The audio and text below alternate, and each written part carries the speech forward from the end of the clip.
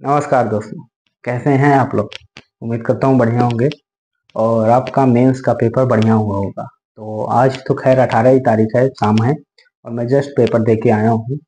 ये वीडियो मैं सुबह आपको मिलूंगा, मतलब डाल तो मैं अभी भी दूँ, लेकिन गांव में रहता हूँ तो नेट की बहुत समस्या रहती है, तो रात को डाल अपलोड कर दूंगा तो सुबह तक आपको पहुँच जाएंगे। तो इस वीडियो के माध्यम से मैं बताऊंगा कि मेरा पेपर का एक्सपीरियंस क्या था और मेरा अटेम्प्ट, टोटल अटेम्प्ट क्या था, सेक्शन वाइज अटेम्प्ट था और मेरे टाइपिंग में कुछ गलतियां हुई थी उसके बारे में भी बताऊंगा।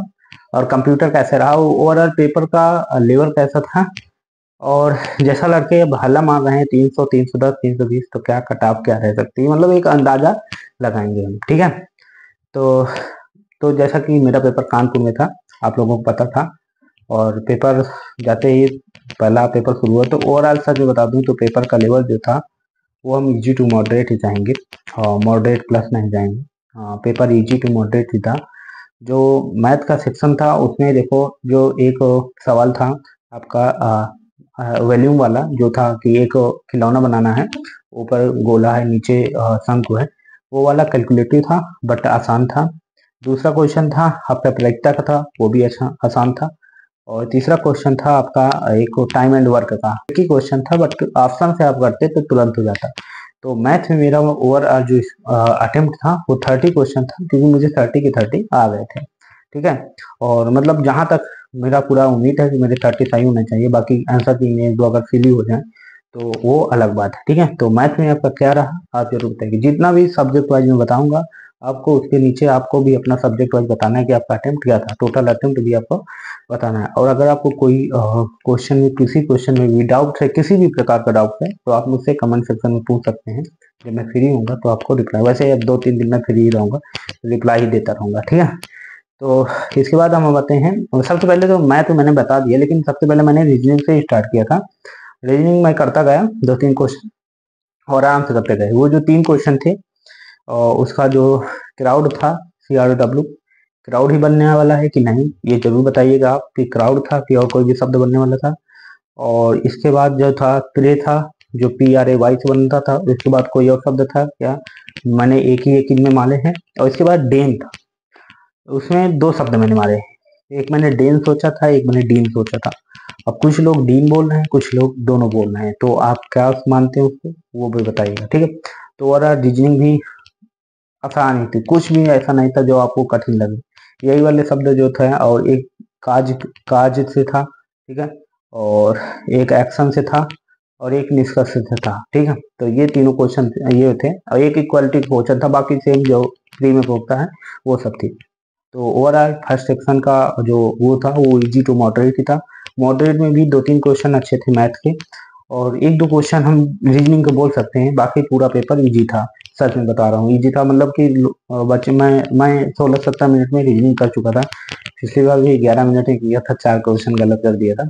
इस बार मैंने ध्यान दिया है और मतलब कि मुझे इजी लगा। बाकी देखो 2-3 क्वेश्चन गलत होगा, मुझे पता है मेरा रीजनिंग, और ना गलत हो तो अच्छी बात है, लेकिन मैं तीन तीन क्वेश्चन गलत मान के चलता हूँ। तो ओवरऑल मेरा जो हर सेक्शन में अटेम्प्ट था वो था 160, ठीक है। तो ये मेरा जो, और मुझे जो उम्मीद है कि मेरा मैथ में जो है पूरा सही होगा, और मैं 3 इधर गलत मान के आऊंगी, फिर भी मैं इसमें 160 से 165 अपना मान के चलता हूँ, ठीक है। तो जो मेरा मतलब मैं सोच रहा हूँ, बाकी आंसर के आने के बाद कुछ चीज़ें चेंज भी हो सकती हैं, जो मैंने सही जोड़े हैं वो गलत भी हो सकते हैं, ठीक है। अब हम आते हैं सेकंड सेक्शन में, इंग्लिश और GS में। तो मैं इंग्लिश से शुरू करता हूँ, और सबसे पहले GS में बाद में करता हूँ, कितने लोग GS शुरू करते हैं। तो मैंने इंग्लिश शुरू किया, और इंग्लिश मुझे थोड़ा सा ट्रिकी लगा। ओवरऑल इंग्लिश का मुझे जो लगा कि थोड़ा सा घुमाए था। जो देखो एबोलिश था वो तो इजी साइनोनिम्स था, एंटोनिम्स कुछ मतलब कि एबोलिश था मतलब कि, और साइनोनिम्स ही पूछा था उसका, वन वर्ड सब्स्टिट्यूशन नहीं था।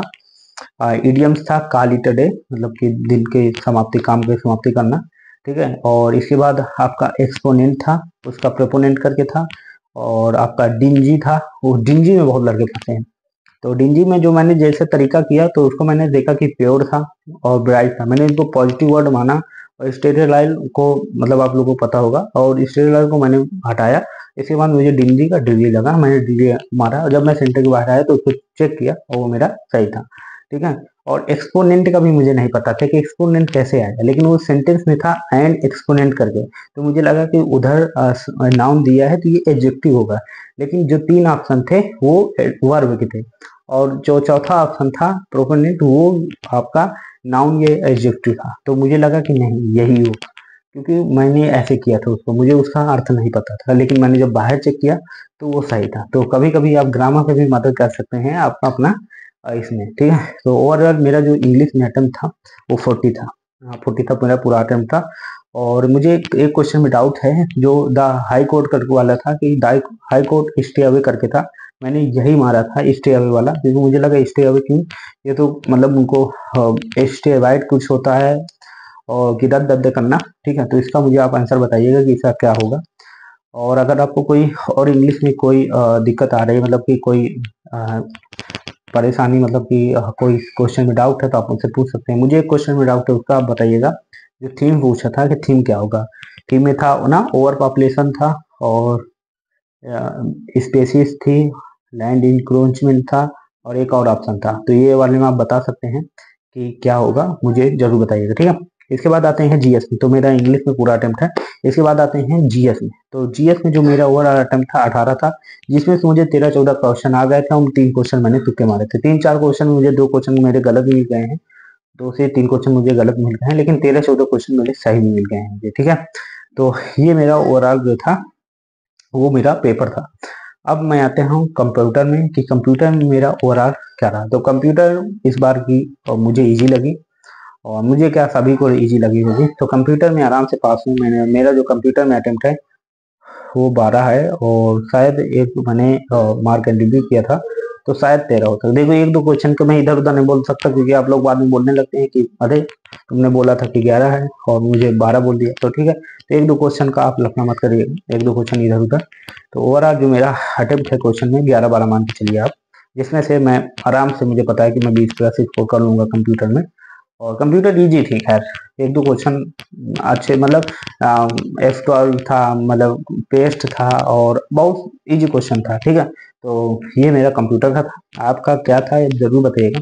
अब टाइपिंग में आते हैं। जब टाइपिंग शुरू की तो टाइपिंग में तो एक ना घटिया कीबोर्ड दिया था हम लोगों को, क्या बताएं, बहुत घटिया, इतना कि वो दब नहीं रहा था। तो उसके लिए भाई हम लोगों ने कुछ, मतलब कि सब लड़कों ने बनाया कि हम लोग स्टार्ट नहीं करेंगे जब तक कि हमारा कीबोर्ड नहीं चेंज होगा। सभी लड़कों ने देखो ग्रुप बनाया एक, कि मतलब जितने लड़के थे आसपास, कि हम लोग स्टार्ट नहीं करेंगे, और सभी लोगों ने स्टार्ट नहीं किया, जिसकी वजह से उन लोगों को कीबोर्ड चेंज करने का, और हम लोगों को बिल्कुल बिल्कुल नया को मिला कीबोर्ड।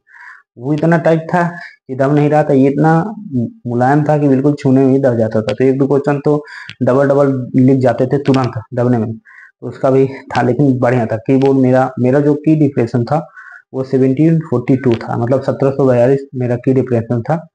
और जो 1750 के, तो मेरा लगभग, मुझे पता है कि मैं टाइपिंग में भी पास हूँ। लेकिन टाइपिंग मेरे साथ हुआ क्या, जब मैं बीच में था तो टाइपिंग मैंने डबल लाइन लिख दी थी।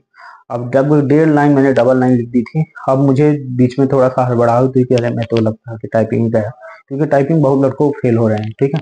तो मैंने तुरंत उसको बैक किया और एक लंबी सांस ली, क्योंकि मुझे पता था कि मैं तो बोल रहा था ग्रुप में कि कुछ खोने के लिए है नहीं, और मैं ही परेशान हो रहा हूँ, तो ठीक है। तो मैंने फिर बाद में किया, और लगभग 9 मिनट में, कुछ 9 मिनट कुछ सेकंड में मैंने अपनी टाइपिंग पूरी की। और कुछ क्वेश्चन कुछ ऊपर से मैंने चेक किया, और मैंने कुछ थोड़ा सा अपना करेक्शन भी किया एक दो वर्ड में। तो ओवरऑल ये मेरा पेपर का एक्सपीरियंस रहा, जो कि मुझे इजी टू मॉडरेट लगा। और मेरा 118, मतलब 118 मेरा टोटल अटेम्प्ट था 120 में। आपका अटेम्प्ट क्या था टोटल, आप जरूर बताइएगा। और जो एक मिनिमम स्कोर मैं बता दूं कि मेरा मिनिमम स्कोर क्या होगा, तो मेरा मिनिमम स्कोर 295 से 300 से नीचे नहीं जाएगा, ये मैं उम्मीद करता हूँ। मतलब अब इससे नीचे जाएगा तो बहुत ज़्यादा दुख होगा मुझे, सच में बता रहा हूँ। मतलब कि 300 के नीचे भी नहीं जाना चाहिए मेरा स्कोर, और 300 के नीचे भी जा रहा है तो मेरा स्कोर, मुझे तो दुख होगा। और इसके बाद जो कट ऑफ है, तो देखो कट ऑफ का कई सारे मायने हैं।